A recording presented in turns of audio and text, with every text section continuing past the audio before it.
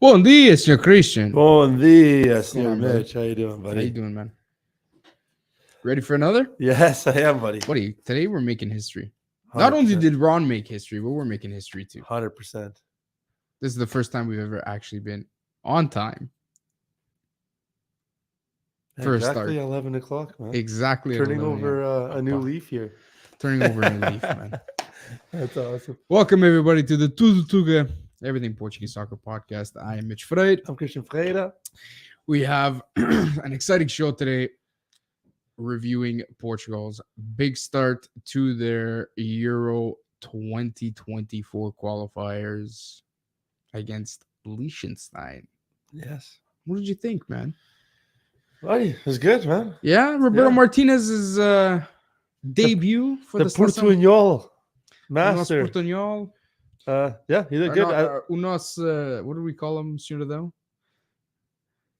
Robarreiros. Show us Robarreiros. Look at this The guy, legend. man. Olha para o nosso amigo.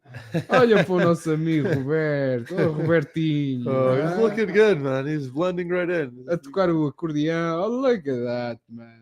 He's blending right in, buddy. Is that a concertina? I don't even know. O galo. Põe o carro, tira o carro a hora que eu quiser. Look at that. Nosso amigo. So, Robarreiro got a kickoff against Liechenstein. Some fun facts about Liechenstein before we get into the game. Take it away, buddy. So, Liechenstein is actually ranked 198 in the FIFA World Rankings. They are the second lowest ranked European team, only behind Gibraltar. Wow. Even San Marino? They got San Marino beat? They beat San Marino is better than Liechtenstein. They did not know that. 14 of their squad players actually do not have official registered clubs. Holy. I think they're playing in a fourth division, but they're not official kind of professional teams. Denis Zelanovic is the actual only player who plays in top flight.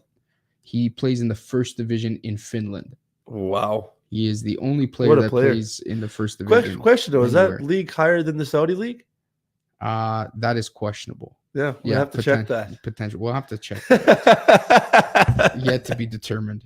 And the remainder of the players are registered in the second division of Switzerland. Okay. And just to put it into perspective, Liechtenstein has a population of 39,000 people. Yeah. Ponta Delgada in the Açores, for all of our Açorians out there, has a population of 60,000. So that's like taking a seleção out of Ponta Delgada. Wow. Yeah, they're not the best, man. All the pigs. Oh, God. So, some fun facts about Liechtenstein before we actually get into the game. So, Roberto Martinez, Christian, started the game as we suspected. He went with his three at the back. Gonçalo Inácio, Rui Patricio started in net. Gonçalo Inácio, Danilo, and Ruben Dias were at the back. No surprises there, right? Gonçalo Inácio, I think, was the biggest surprise, but we both suspected he was going to start just because of his experience in Sporting at playing at the back. Yes.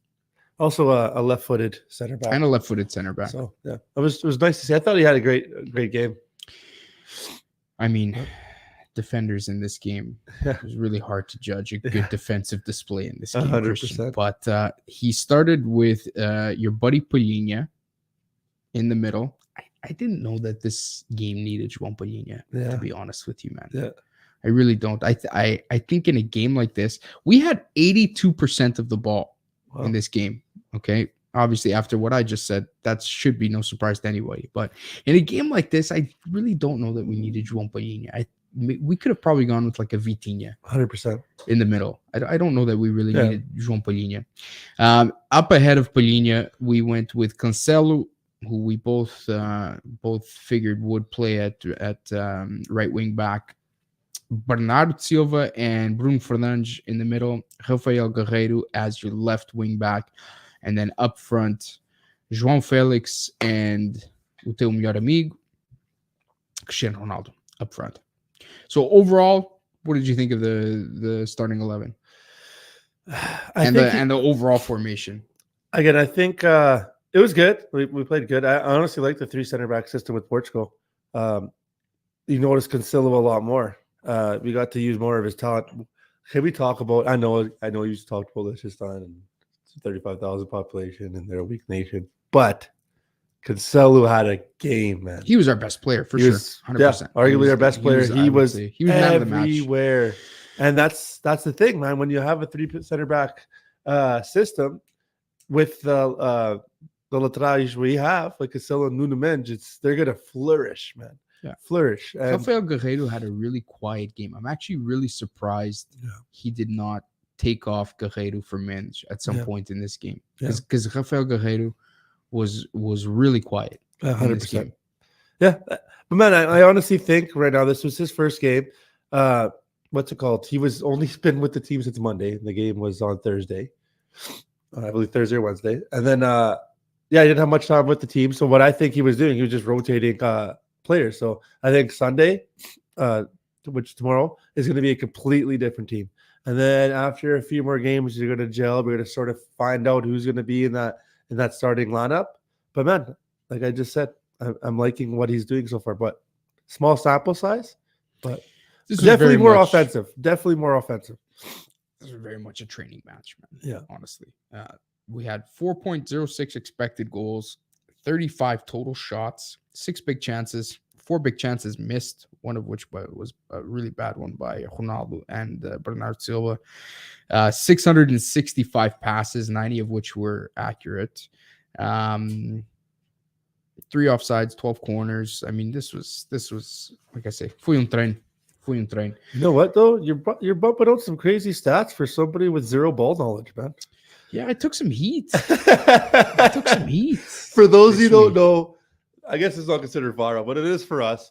We've uploaded a Ronaldo TikTok. A little short about our spat back and forth about Ron last week. And for those of you that you guys all know this. If you come at Messi or Ronaldo, their fanboys are coming after you tenfold. And then Mitch felt the wrath. Hard. Like for those of you who haven't seen it yet, please go to our TikTok and just read the comments. I felt bad. I had to be the one because he doesn't have social media. I had to be the one to show him this. It was like the worst thing to do, man. It was like, it was a trademark waiting to happen. One of the comments, I think I want to highlight or pin it, was the popsick one. Someone told me to go eat a popsick. What the hell, man? You know what? We're talking about before we went live.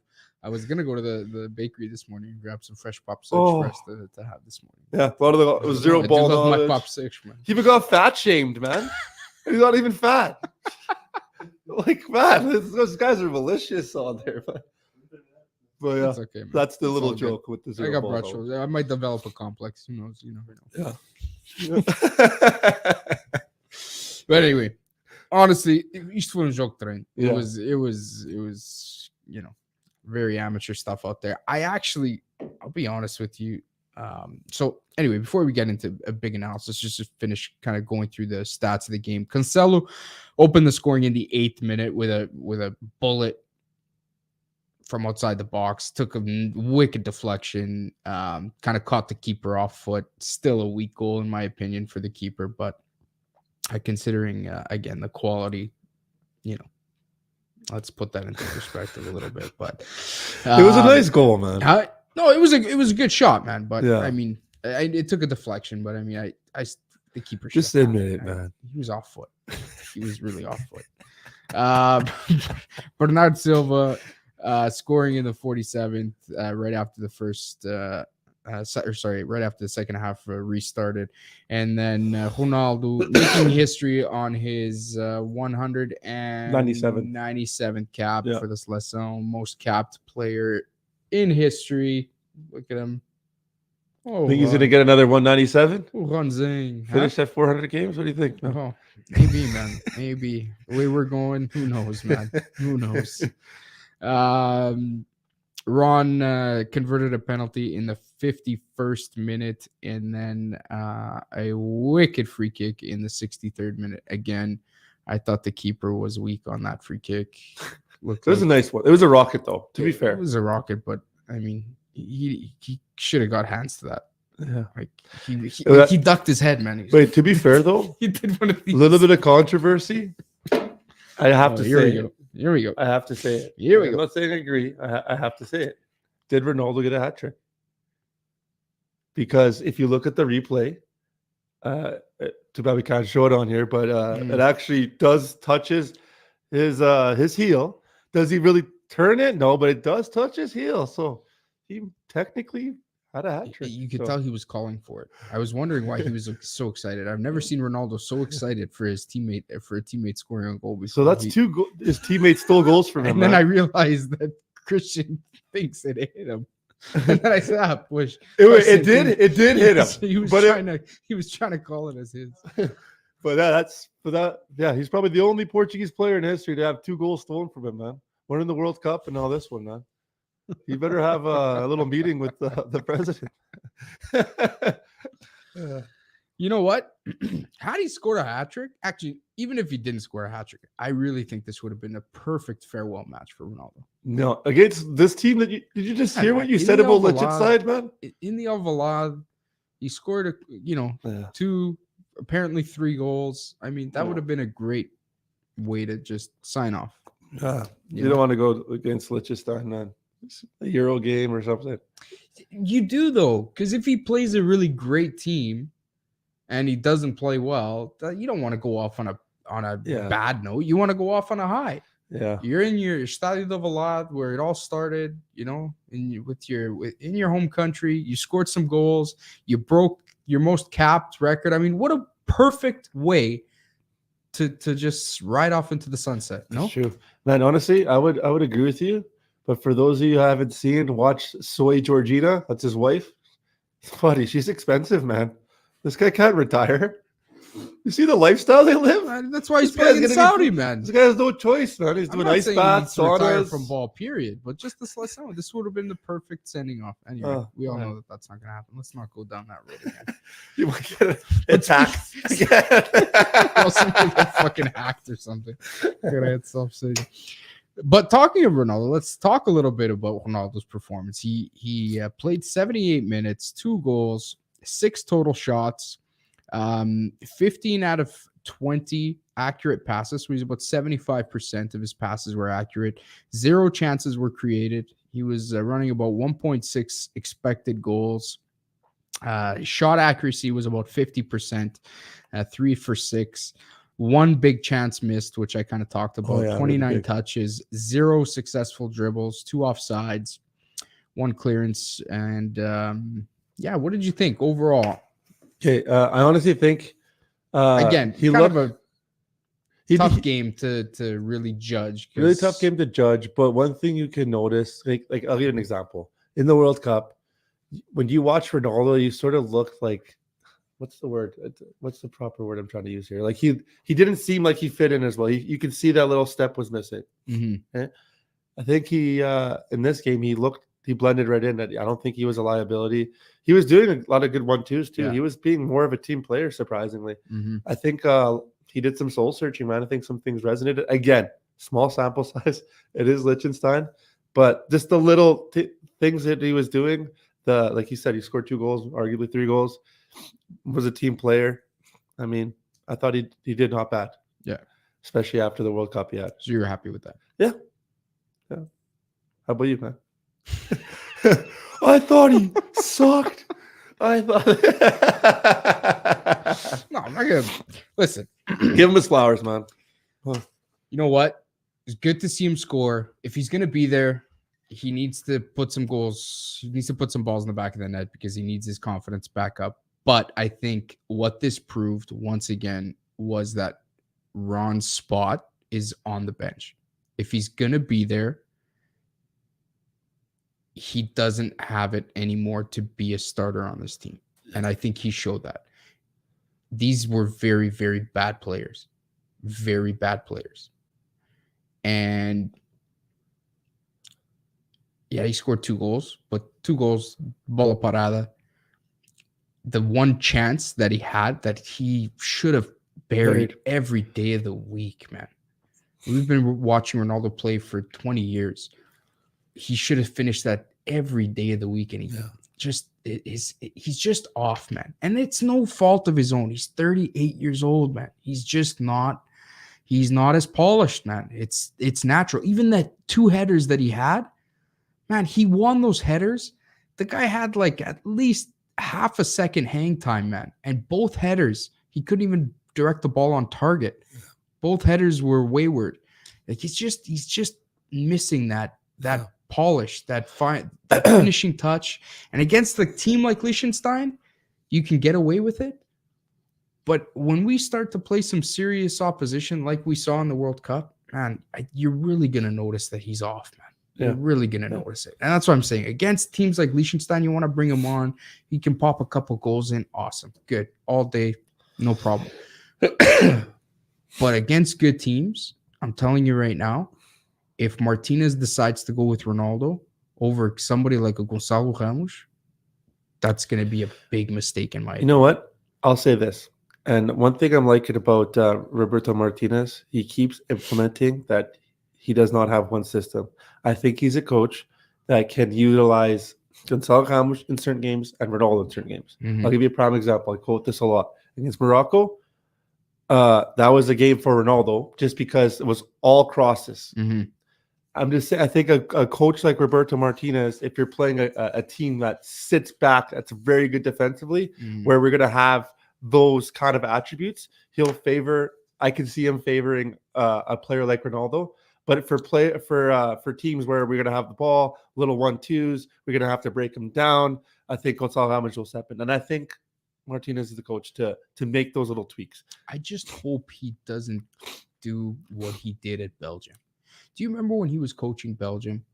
There was times where Eden Hazard was in horrible form. The guy was overweight. He wasn't playing for Real Madrid. He was in poor form. And every time it came to the national team, Martinez would squeeze Hazard in there, and everybody would be like, why the fuck is Hazard playing, man? The guy's not in form. And he would just constantly, and he would always justify it because of, out of respect for Hazard and his reputation in Belgium and this and that. I just hope that he doesn't deploy that same mentality here. You want to bring Ron to the team, fine. But please, I hope he doesn't squeeze him into the squad every time just to appease his ego and not give Ramos the proper limelight. Oh, that's 100%. All I'm saying, man. Okay. No, for sure. Okay, to switch the thing a little bit, I wanted to ask you something. It was all over the Portuguese news. Might as well bring it up. There was a big thing about João Mario getting a subiada whistled by the Sporting. I didn't think it was that big of a deal, man. And then I went back to DAZN. I tried to hear it. It wasn't like it was on the corner kick. It was on the corner kick when he was to take the corner kick. That happens all the time, man. They got to pick and choose what hill they're willing to die on. There's been times where I know this is league, it's a little different, and there's no clubismo. That's what their thing is. But where, like Portugal, a good example, like their workers are beating up the players and their fans are doing all this shit. And the cartão de adeptos, they have section of the stadium missing and all that stuff. And this is what they're concentrating on. You know what I mean? This is the hill they're going to die on. You're defending the Sporting fan. No. I'm just saying that would happen against Porto. That would happen with Benfica. That's just how it is, man. So you're defending the Sporting fan. João Mario's a bitch, all right? Booing João Mario. Can we get some fucking thumbs? Shoot it down. You got some thumbs there. I got a guy with some serious fucking azia over here. You guys are fucking ass hurt because João Mario, you guys didn't want João Mario. You didn't want to pay for João Mario. Man. You didn't want him. You wanted him on a free transfer from Inter. Benfica ended up paying the money. He came to Benfica and he's played the best football of his career. And you guys are ass hurt. And you decided to boo him. That's okay. It's okay. You guys are used to having. He's having a good season, but he's still a bitch, okay, right? Still allowed to be. At the end of the day, he shouldn't have been booed. It's the Selecao. But do you think it's like a big thing that they should? You know what I mean? Because it wasn't like over the top. It's not like they're throwing shit at him. You know what I mean? It's honestly, I think anytime the Selecao is playing at home and there's anything negative that happens around their players, it's a big deal. And I'll be honest, after what the president even came out, it's probably going to be a little bit of a while before the Alvalade gets into another game for the Selecao. Maybe. You know what though? They have a good record in Alvalade though. They do, but I mean, shit like that they really don't like to see. And I mean, it sucks because it obviously wasn't all the stadium. Is a select group of fans, whatever, Sporting fans, I'm sure, that were there that decided to do that. But you never want to see that, man. At the end of the day, we're here. It's the Selecao. You put clubismos aside, and you know what, João Mario, whether you like him at Sporting or not, he is playing the best football of his life. This is a Euro winner with the Selecao. At the end of the day, you put all that shit aside, and you can't be booing. You can't be booing and whistling players. Yeah. And our president called him a bitch, and my team called him a bitch, and my dad called him a bitch. You're right. Yeah. Just thought I'd say that. A little Chris Rock reference there. Yeah. All right. At the end of the day, it's okay, Christian. Yeah, it's okay, man. All right. It happens. He plays really well with Benfica, and he looks really good in red. So, One thing I did learn, though, interesting fact, I had no fucking clue that him and Wilson Eduardo are brothers. I knew that. No fucking clue. Yeah, I knew because Wilson Eduardo came out first, and then this is why I'm fucking calling him bitch, man. Because when he was at Sporting, when he was a little prospect, his brother was there, and then they were always talking about João Mario that he was better than his brother. And then, I had no clue because I read an article on Abola where it said that Wilson Eduardo talking about his irmão being espiado in Avalon, his brother. What? Yeah. Totally did not know that. Yeah. Cool. Well, I'm glad you support that. It's really good to know. You're a dick, and I hope João Mario. I don't say I support it. I'm just saying it should have been like fucking drama fest. It's okay. I'll bring some Tums. We'll treat that as really good. Outside of João Mario and all of that, some other performances. One in particular I want to highlight here. João Felix. What did you think of João's game? You know, honestly, I think he's growing. I think you see a player there. He's finally hit another stride. He just got to work on his finishing, man. Has to work on his finishing. But other than that, man, he was making people, good dribbles, really good passing. But man, yeah, like I said, that's what I was gonna say too. I was a little bit like on the ball. Like in a game like this, you got to expect these players against an opposition like this, dribbling, passing. That's the type of shit that you just expect against this type of opposition. What I really wanted to see, and I think I'll be really honest, Christian, if I'm Roberto Martinez and I'm looking at this result, I'm not happy. Yeah, we scored 2 goals, one from a penalty shot and one from a free kick. We scored 2 goals from open play. And to me, scoring 2 goals in open play against a team like this and an opposition like this, that is a fucking massive fail. And I'll be honest, throughout the game, and you know how Liechenstein was going to line up. On block baixo, they were 11 behind the ball the entire game. I mean, like I said, 82% possession. I didn't think we should have let up a little bit to try to get them to suck out of that deep defensive position, that deep block. Like, I don't think we should have pressed as high as we did. And I know that obviously when they sit back, they invite us to come, but that's playing right into their sweet spot. I think if we would have let up a little bit and kind of played the ball a little bit more in the midfield and allowed them to kind of break their own deep block, it would have opened up a little bit more space. It would have allowed us to be a little bit more creative. And I don't know why Roberto Martinez waited so long he really didn't change. We were just front foot. We were in their half the entire time, and we were just trying to break down that deep that really deep defensive kind of block that they set up.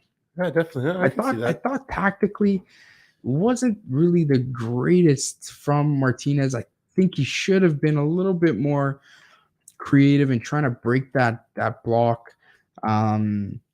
I don't know, man. It was against opposition like this. I was really disappointed in João Felix finishing. I was disappointed in Ronaldo's finishing, Bernardo Silva's finishing. Like against a team like this, man, I would not have been happy with 2 goals from open play. I really wouldn't have been happy with 2 goals from open play. 100%. Because, I mean, the 2 goals, and a free kick and a penalty shot to me, whatever. But 2 goals from open play against opposition of this caliber, to me, is not a good showing. Yeah. And I know it's his first game, and I know he's, trying out a new formation and this and that, but I want to see better. I want to see better. And it may not even be so much on Martinez, but we need to be finishing better than this, especially against opposition like this. We need to be able to break them down, and we need to be able to put the ball in the back of the net against opposition of this caliber. Totally agree. And you took the words right out of my mouth. I was just about to say I want to leave my judgment towards it. I want to give him like 2 or 3 games at least, because he's even 100%. these starting 11. It's not going to be the main starting 11. It's not like our best starting 11 yet. Mm-hmm. He's just feeling it out. First time playing 3 at the back. I know what you mean. 2 goals from open play is not good enough, but the chances created, man.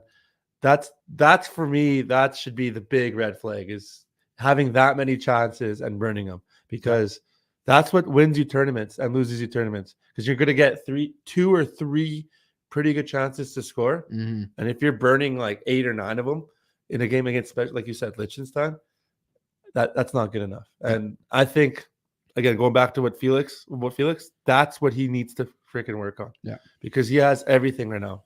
He's playing with confidence, playing with skill, 1-2s. He's just, when he gets in front of the net, he shoots it right at the goalie. And I don't know if that's the Chelsea tax. Chelsea, for the longest time, they went through like a whole month. They only scored 1 goal. But yeah. So in terms of subs, Felix and Danilo came off in the 67th minute for Neves and Leão. So with this, Danilo for Neves, Palhinha actually moved to a center back position, and Neves slotted into that kind of trinco role, if you will. And then Felix for Leão. What did you think of both of those changes and Palhinha slotting back to center back?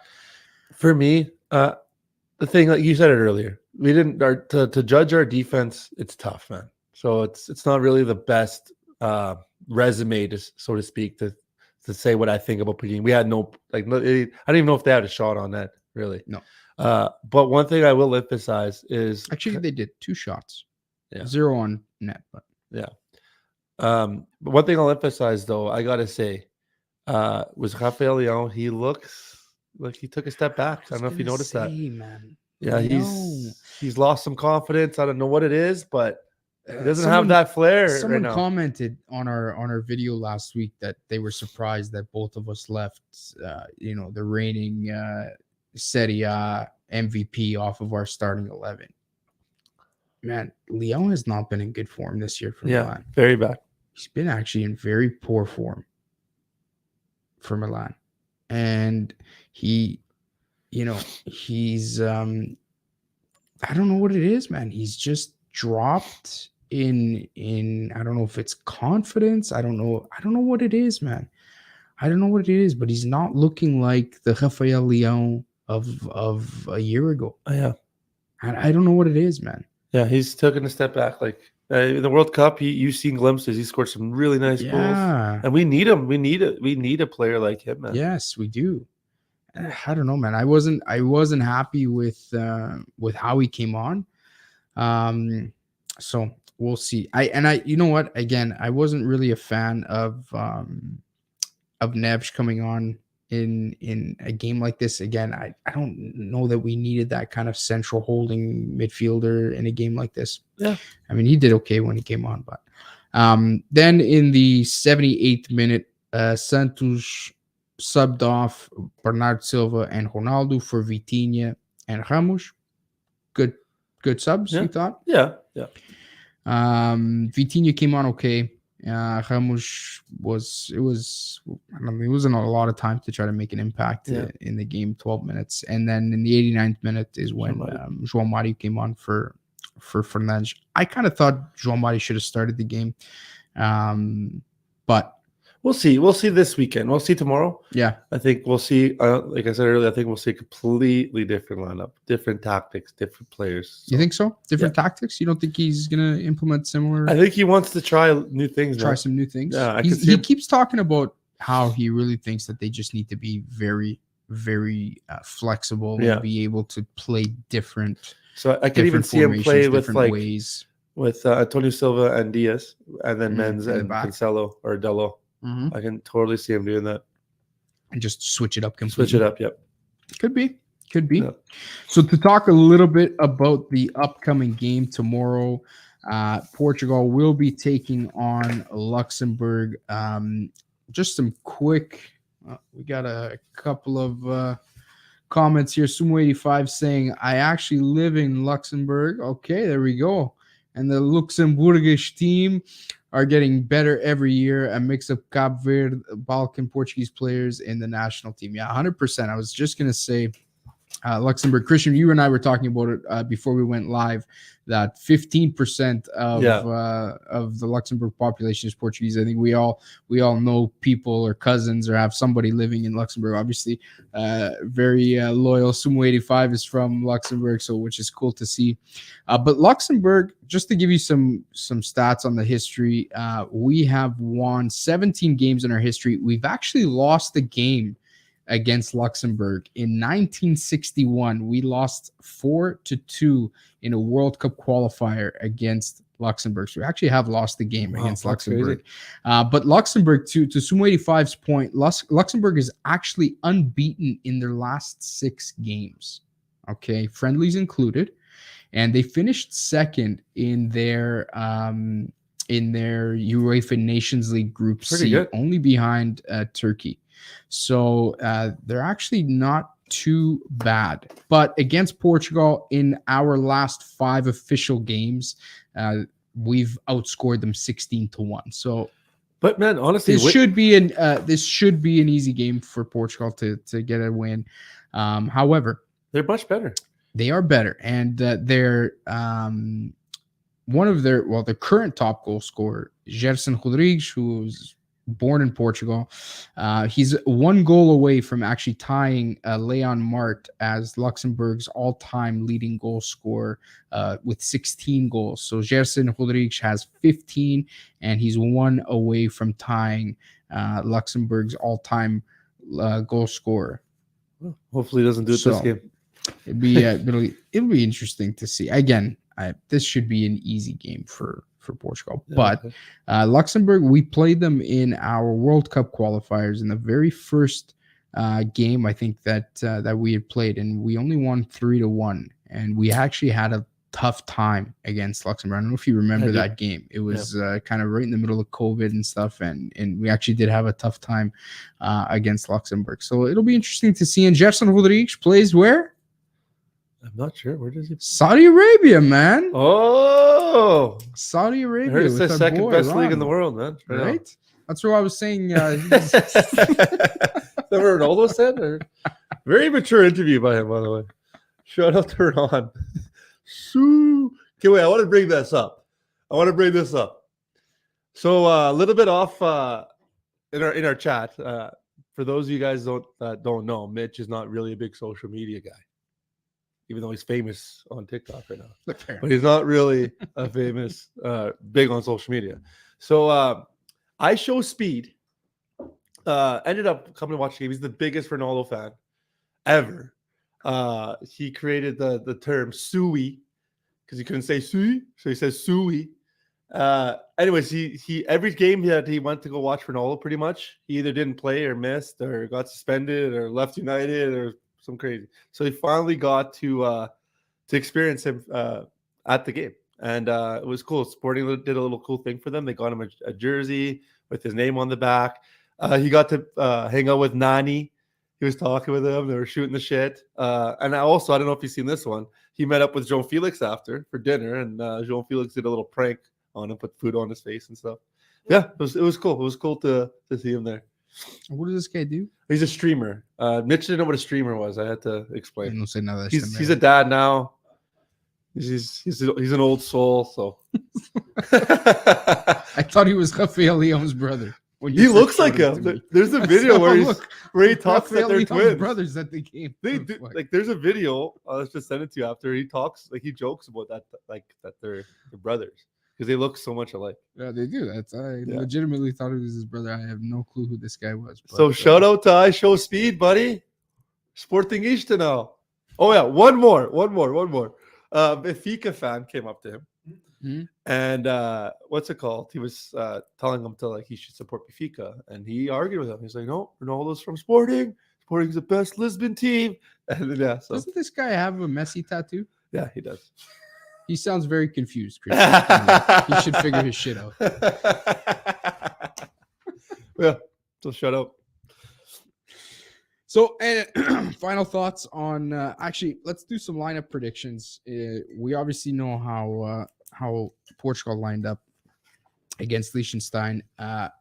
Lineup predictions for the game against Luxembourg. How do you see Portugal lining up for this game? Yeah. So lineup prediction again. This is what I think he's going to do. Not the best 11. Mm-hmm. I think he's going to rotate. I do think better. Right. Well, I don't have a pen, but I think it's going to be Dalot. I think it's going to be Silva. I think it's going to be Diaz again. I think it's going to be Mensch. Then in the midfield, I could see Neves. You think he's going to go 4 at the back? Yeah, I think he's going to switch it up completely. I think he's going to probably go 4-3 or a similar style with 3 midfielders, 3 strikers.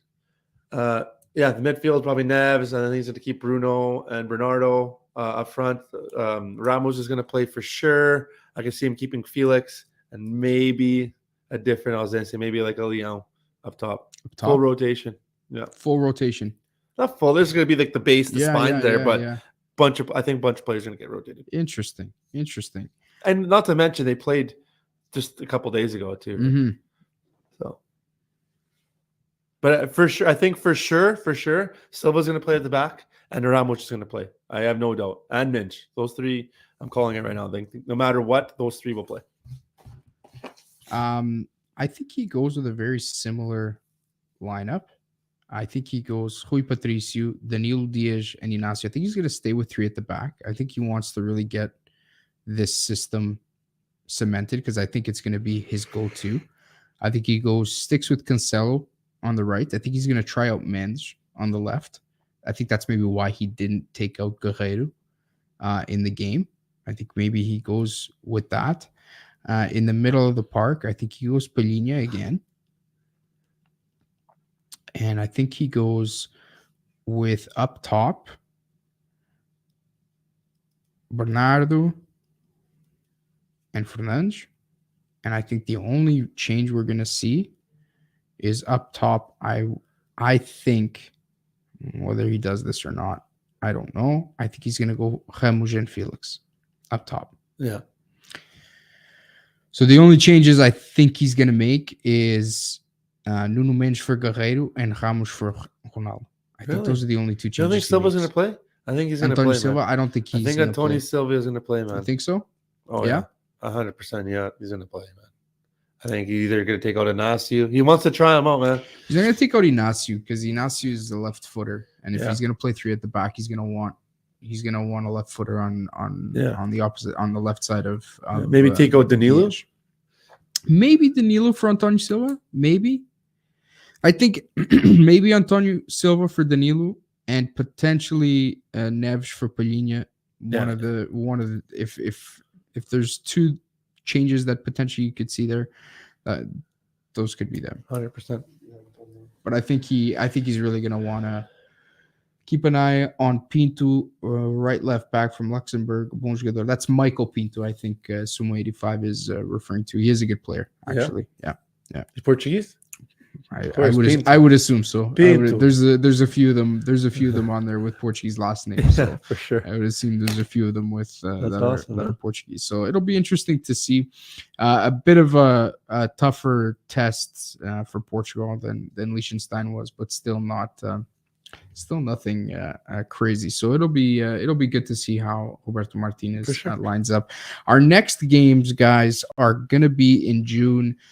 June 17th is Portugal's next game. That's going to be against Bosnia and Herzegovina. Bosnia registered a win in their first game of the qualifiers as well. Just pull up that game here just so I can give you guys the right score line. And then we play after Bosnia in that same run. We are playing on the 20th Iceland. So those are going to be two tough games. Iceland and Bosnia always kind of are tricky tests, especially I think especially Bosnia. Bosnia is the ones that I'm really worried about. They beat Iceland 3-0 in their game. Yeah, so Krunic got 2 goals, Dedic got 1. Krunic is a very good player. Yeah. So it'll be interesting to see. And he's been he's actually been playing quite a bit at Milan. I don't know if you've been watching that, but he's got 3 goals for Milan this year, and he's been playing quite a bit. So anyway, Bosnia is going to be a tough test. I think they're going to be the toughest test in this group for us. 100%. So that'll be interesting on June the 17th. I have a question for you though. You think we can actually fucking finally finish first in our group and not go through a freaking playoff and just let us have a fucking good pass, man. Stress free. Have a fucking popsicle. You know what I mean? Man, it'll be I think yesterday or this week's game was really tough to judge. Again, just because of the caliber of the team we played, it's going to be really tough to judge. I think after the Bosnia game, we're going to have a better understanding of how we're going to be able to get through this group. Bosnia is going to be the big test for us. So, this Luxembourg again, bigger test than what Liechtenstein was.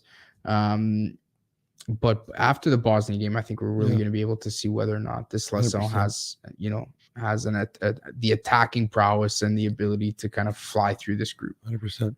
Senhora, though, I'm going to need you to pull up your favorite picture of all time, the iconic one. Let's go.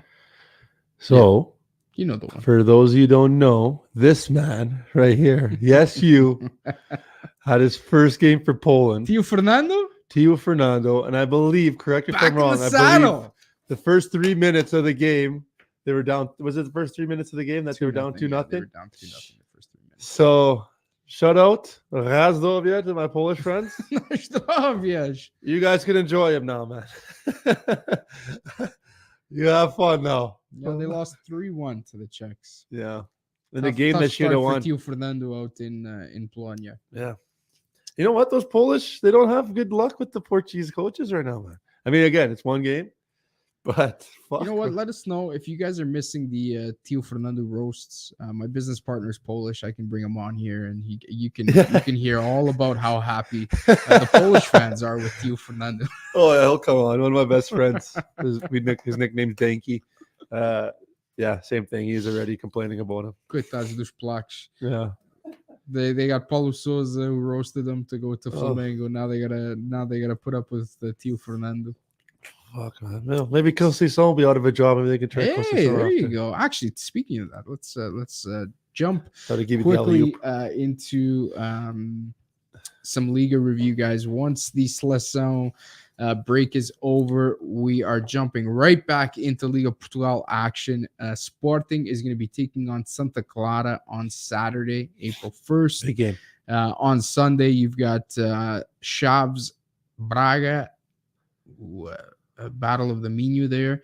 Rio Ave taking on Benfica, and Porto is receiving Portimonense at home. Those are going to be the big 4 games to keep your eyes out for on Liga Portugal. Any surprises you see happening there? No. No. The ones I'm watching right now is we're sort of hoping because Benfica won the league. I know you were trying to be modest. It's done. Okay, let's fucking call it out. Hey man, we haven't bought the fruits. I know. Yet. I know. We haven't. But they off, won. Right. So Pombal just yet, man. I gotta ask the bitch for a favor.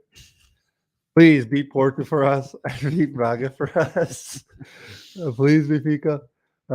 Because man, believe it or not, we're 5 points back on Porto, and I believe 3 points back on Braga. So I mean, if Benfica beats Porto, that's 2 points away. That's very manageable. And then the big one is Braga. So if Braga loses, we have the head-to-head. So speaking we of have a chance. Porto, we should talk a little bit about Porto. So last Saturday we didn't know yet the result of the big Porto Braga game on Sunday. Porto coming off of obviously the Champions League elimination versus Inter Milan, a big game against Braga. They ended up tying the game. Not the best performance from Porto after the game. Some fireworks going off in the Porto camp with Sérgio Conceição. Sérgio Conceição already starting off the fireworks after the Inter Milan game. I talked about it on the pod last week about some of the comments he made about not feeling that he was being valued and that his work wasn't appreciated, especially after everything Porto went through with the fair play restrictions on their transfers.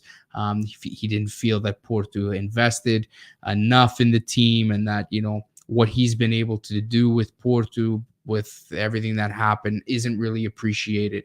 And we talked about it on the pod last week about Sérgio Conceição and his you know, his job and you know, the job he's done there. And after the game, there's been some fireworks going off. A lot of talk around Portugal about there being some rift between Conceição and Pinto Costa. Pinto Costa kind of laughed it off, but he did make some comments that, you know, he's never invested to win elections, and he's not just going to buy players to buy players, and that he has made some investments in the team. You know, they bought David Carmo from Braga for 20 million. You know, they bought Pepe. They brought in Veron. They brought in Andre Franco. They brought in Wendell, Ivan Nielsen. So he said, yeah, no, that you know, we have invested in the team. So that was kind of his shot back at Conceição a little bit, indirectly, if you will. What are your thoughts, man? Are there legitimately, is there some dissension here? Is Sérgio Conceição, so Pinto Costa was leaving Olival the other day, and they asked him about this, and he said o contrato do Sérgio Conceição é para ser cumprido. So Sérgio Conceição's contract is to be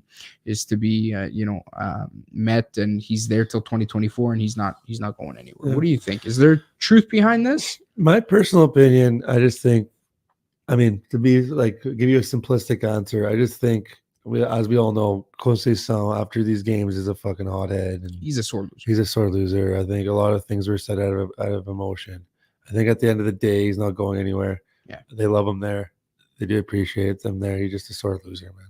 I think he's gonna by cumprir o contrato. I do think, I'm trying to be as like non-biased as possible. I do think he's a good coach. I do think he fits the Porto system very well.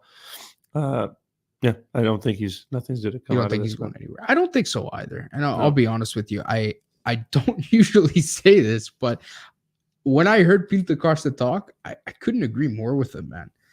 You know what? Porto hasn't made any crazy signings. I mean, they spent a lot of money for David Carmo. I don't think David Carmo was worth 20 million euros. He was at the time, though, man. At the time, he was fucking... I don't know, Chris. I don't know that he was worth 20 million euros, man. I don't know that he was worth that. Yeah, he's not. I don't know that he was worth 20 million euros, man. I think Braga making some good deals, man. They did very well. I mean, you look. I mean, I know he's been on and off with injury, but I mean, David Carmo has not shown that he's worth 20 million euros. Yeah. Marcano is still, I thought he was retired for a while. Marcano is still playing at the back with Pep or Fabio Cardoso for Porto, right? So, I mean, I don't know that Carmo is the greatest example of them investing well in the team, but outside of Carmo, they've actually made some very good signings. Pepe is a very good player, man. Yeah. Pepe is a very good player for Porto. He's super versatile. Veron was one of the top young players in Brazil. I think he's got a ton, boatloads of talent that kid has. It's got to get directed in the right way. He hasn't made a huge impact for Porto this year, but Vendel is a right back that Benfica was looking at. Porto scooped him up. He's a very good player. Vendel is very good. Ivan Nielsen is really good since he's come on. Galeno has done really well since coming to Porto from Braga.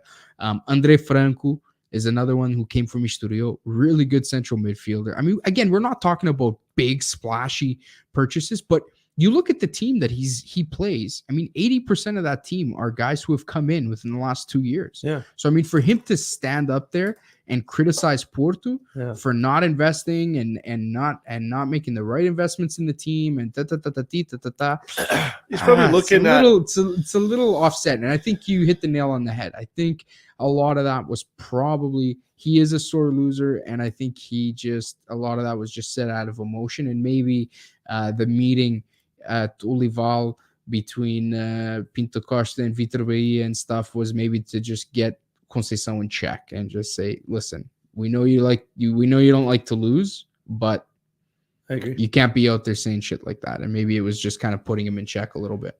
You can see what Sumo 85's got for us here, man. So Sumo 85 saying, na minha opinião, o Sérgio é o melhor treinador para o Porto. Quando ele sair dia, acho que o Porto vai sentir muita falta dele. Último ano no contrato, Tottenham. Yeah, I don't disagree with that. For those of you who didn't understand what Sumo 85 is saying, in his opinion, Sérgio Conceição is the best coach for Porto, and when he leaves one day, that it'll leave it'll leave some big shoes to fill. And we've talked about it's not just Sérgio Conceição's tactical and technical ability as a coach. It's his personality. He is Porto. I mean, when we think of Porto, a raça portista, right? The way that they are, ele encaixa muito bem naquele perfil de ser portista. Yeah. What I said was he fits the mold of what it is to be portista. Yeah. And I think that is outside of his ability as a coach. That is really the big thing, is that he lives, breathes, and bleeds Porto. Of course. And one of his best attributes could also be one of his weakest, in the sense of his emotion, right? Yeah. I mean, we've talked about it so many times, man. He loses a game, he's on the field, he's looking to fight somebody, he's spitting on players, he's doing all these crazy shit. But that's also what makes him so valued there, is that, and I think the Porto fans, and I think Portistas in general, love to see that. They love to see somebody with that much emotion. They can resonate. There's an image in my head. A couple seasons back, there was a game that Porto either tied or lost, and Fernando Madureira Macaco, the head of Super Dragões, was standing in front of Sérgio Conceição, and he rips off his shirt and he's screaming at Sérgio Conceição, and Sérgio Conceição is just standing in front of him, and he was listening to everything that he was saying. Man, he's a guy that lives that passion and that everything that is to be Portista. And I think in that sense, what Sumo 85 is saying, when one day Sérgio Conceição does try to move on, he's going to leave some big shoes to fill. And Pinto Costa alluded to that when they asked him if Sérgio Conceição was leaving. He said, "Não, o contrato é para cumprir até 2024." And he said, "E até ficava aqui para sempre." Like, if it was up to him, he'd be there forever, right? He said, eu é que não vou estar daqui a 50 anos, or something like, se era para mim, ele ficava mais 50 anos. Eu é que não vou estar, mas ele era bom se ele ficava aqui mais 50 anos. Something along those lines. Might survive, man. Who knows? What's that? Might survive. He might survive longer. Take another boner pills and vinho. Fucking living the best. We gotta know this. life, Man. man. Lots of fruta, man. Lots of fruta. Lots of fruta. Lots of fruta. Fruta fresca, man. That's the secret. That's the secret, to boys. longevity, man. Anyway, guys, we're running up against the clock here. Lots of good things that we talked about today. Portugal, big game tomorrow at 12:45 Mountain our time. Hopefully, we see some more good things from Portugal. I'm hoping for a big result. Predictions? See what happens. Predictions. I'm going to go 4-0 again. Another 4-0 win. Yeah, You? I could see that. I got 3-0. 3-0. I don't think they score. Sorry, Sumo. I know you're leading towards Portugal too, but you live in Luxembourg. I think it's going to be one of those games. It's going to be one of those games. I think so. If we have the right shooting boots on, 3-1 to Portugal is Sumu's prediction. We'll see what happens. We'll definitely be covering all the action that was this week, and we'll come to you guys next week with a review of the match and see what exactly break down everything that happened once again. Yeah. All right, guys. Thanks for tuning in again. Yeah. Have a great weekend. Don't forget. Força Portugal. Yeah. Don't forget to like and subscribe. We appreciate you. Thanks for watching. Ciao, guys. Ciao, guys.